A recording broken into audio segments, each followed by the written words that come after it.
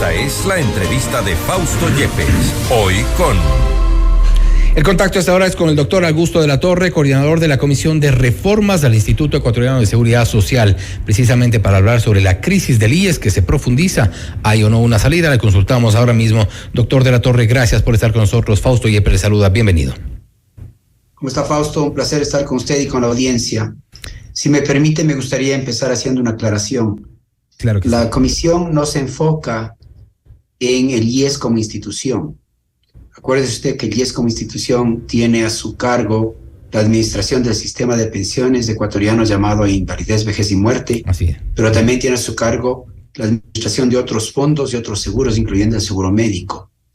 La tarea de la comisión no tiene nada que ver con la administración del IES, sino que se enfoca solamente en aspira a proponer un cambio legal para el sistema de pensiones.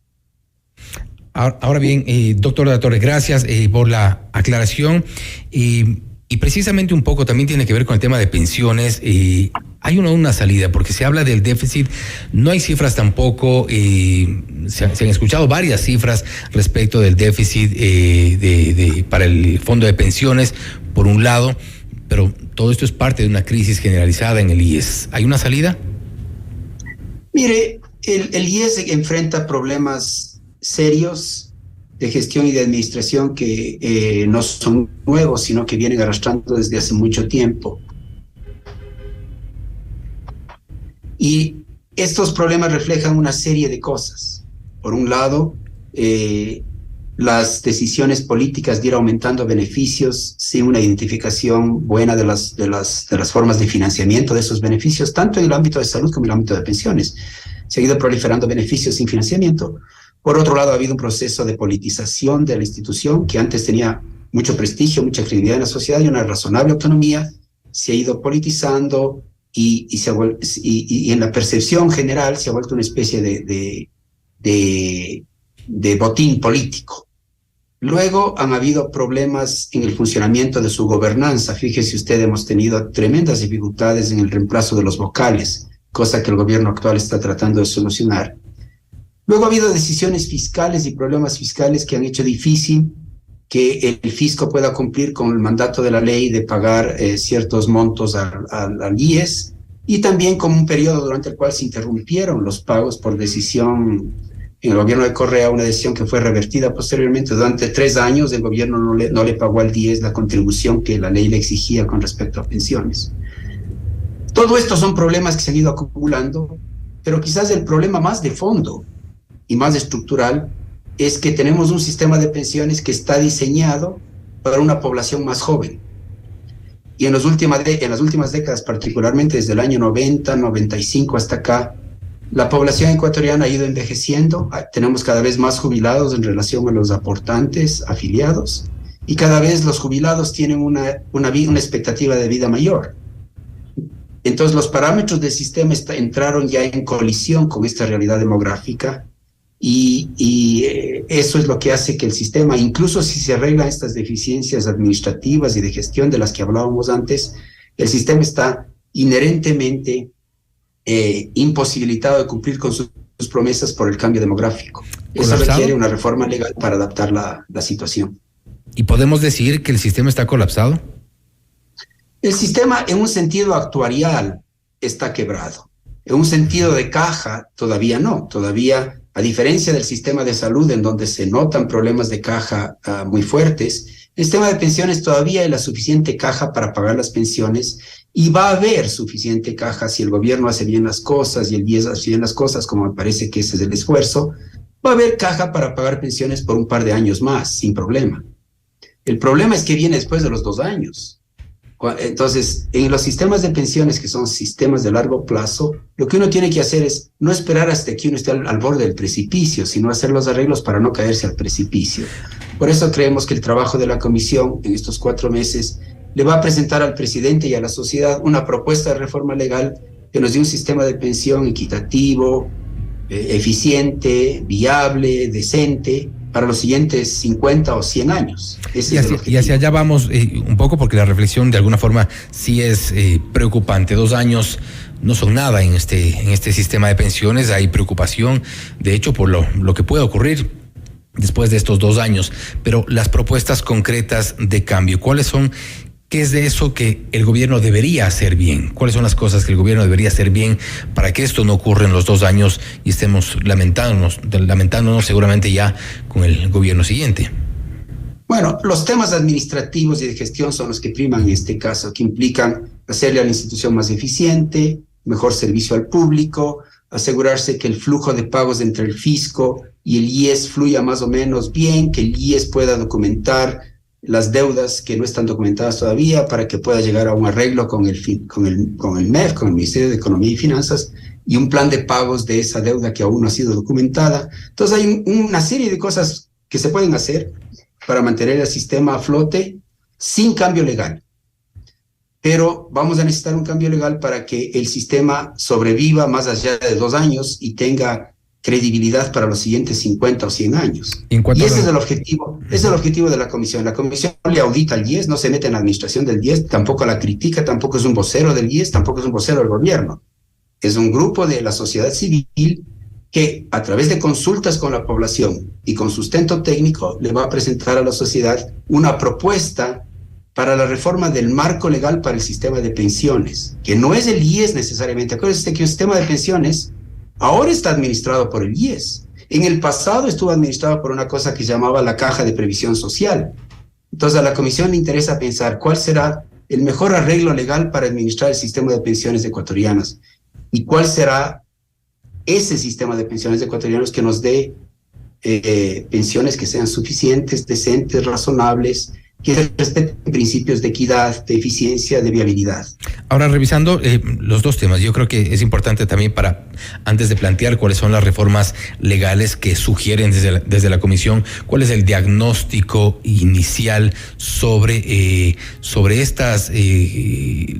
la norma que en este momento está afectando precisamente las cuentas del IES. A ver, el diagnóstico inicial sobre la parte estructural, no la coyuntural, la parte estructural del sistema de pensiones, es que es un sistema que implícitamente, tal vez los ecuatorianos no lo saben, pero no tienen por qué saberlo, pero implícitamente el sistema está diseñado para que haya por lo menos 8 aportantes por cada jubilado. Uh-huh.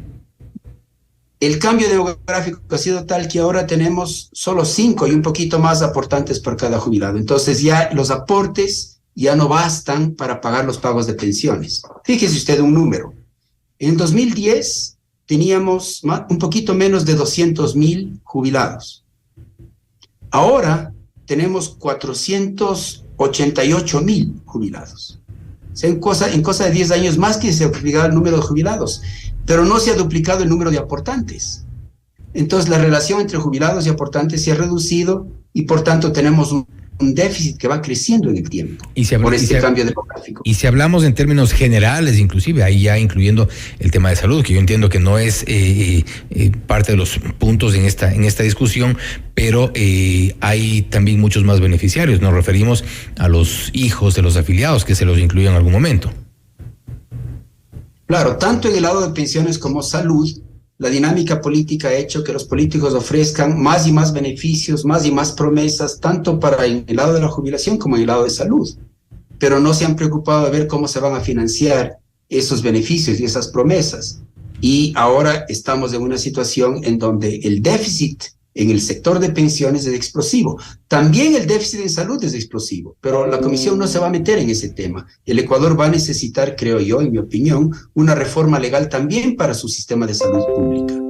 Por el momento, la comisión se concentra solo en el tema de pensiones y la idea es asegurarse que tengamos una trayectoria financiera y fiscal sostenible para el sistema de pensiones. Y con toda seguridad va a haber, lamentablemente, problemas en el sistema de salud. No obstante, ya en cuanto a las propuestas como tal para reformas legales, se ha discutido también, evidentemente, la posibilidad de que se incremente la edad para la jubilación. ¿Ese es uno de los planteamientos, quizá? Mire, lo curioso, a mí me llama mucho la atención que en el Ecuador todo el mundo, cuando habla de reforma del sistema de pensiones, lo primero que se le viene a la mente es elevar la edad de jubilación.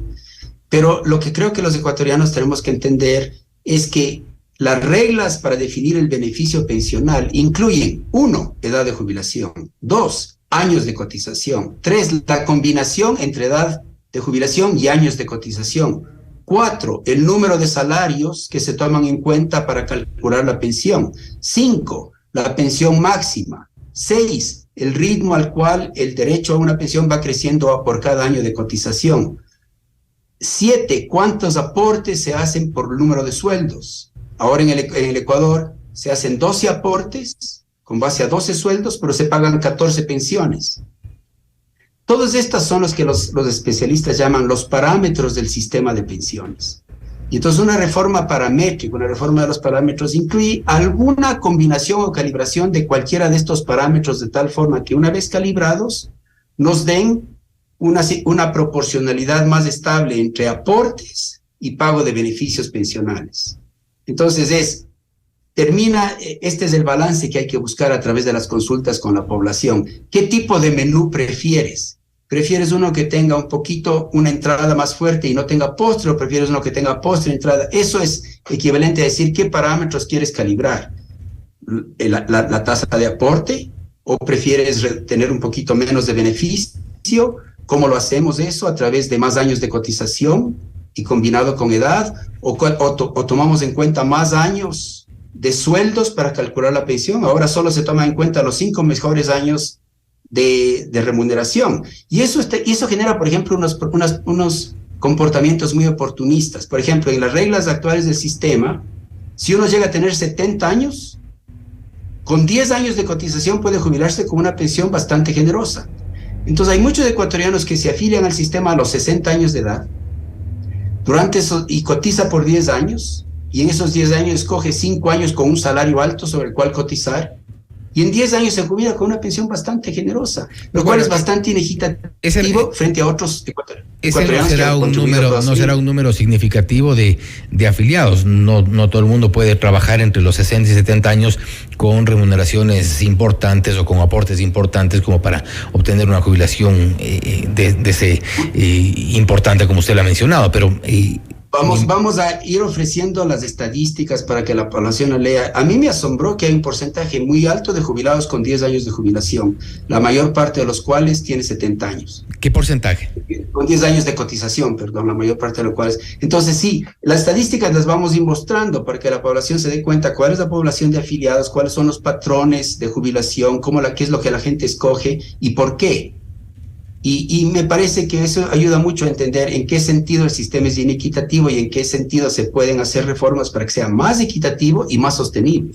Ahora, doctor de la Torre, para lograr este equilibrio entre la edad, los años de aportación, el tema de los salarios también, para las pensiones, ¿no creen que también podría tener un peso político fuerte muchas de estas decisiones, muchos de estos cambios que serán sugeridos sin duda, podrían no tener cabida en el legislativo, por un lado, porque ahí el gobierno tiene la situación bastante compleja, y por otro lado la población en general, los afiliados, quienes están en representación también del Seguro Social, que seguramente no están de acuerdo o podrían ser medidas poco populares? Mire, déjeme ponerlo de esta manera.